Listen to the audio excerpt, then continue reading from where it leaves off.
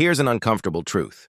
Two people can each retire with exactly $2 million, and one will live comfortably for 30 years while the other runs into trouble by year 15. Same balance, wildly different outcomes.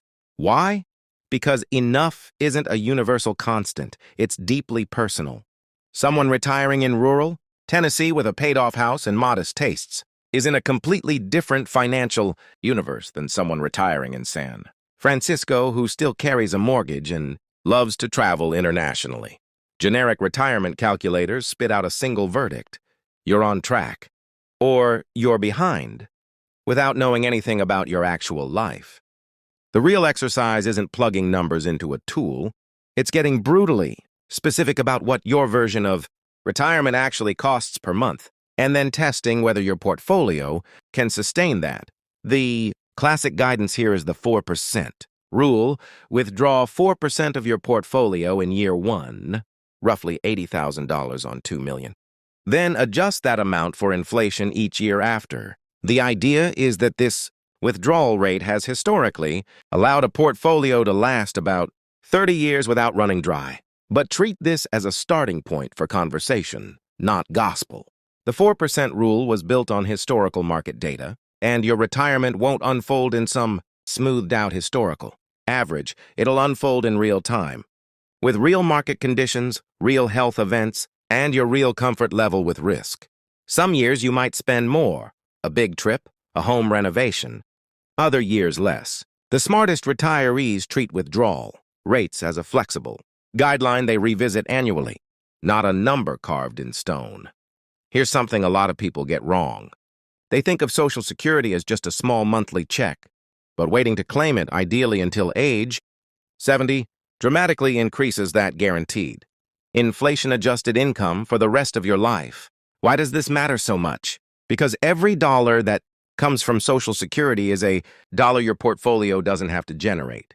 A bigger guaranteed income floor means smaller withdrawals from your investments, which means your portfolio has more room to grow and more cushion to absorb. Bad market years. Delaying Social Security isn't just about getting a bigger check later. It's a risk management strategy that protects your entire portfolio. If you're retiring before 65, there's a dangerous gap most people don't plan for: the years between retirement and Medicare eligibility. Health insurance during that window can be shockingly expensive, and it needs its own line item in your budget, not an afterthought. Then there's long-term care, which is even more sobering. Roughly 70% of retirees will need some form of long-term care at some point. This isn't a fringe scenario, it's closer to the norm. Whether through insurance, dedicated savings, or a hybrid approach, this needs to be part of the plan from day one. Not something you figure out in a crisis. This might be the most psychologically interesting part of retirement planning. After decades of disciplined saving, watching the number go up, feeling good about every contribution, suddenly the goal flips. Now you're supposed to spend that money, and for many people that feels almost wrong, like you're doing something irresponsible. This is the saver's paradox, and it causes real anxiety even among people who are financially secure. The antidote isn't willpower, it's a plan.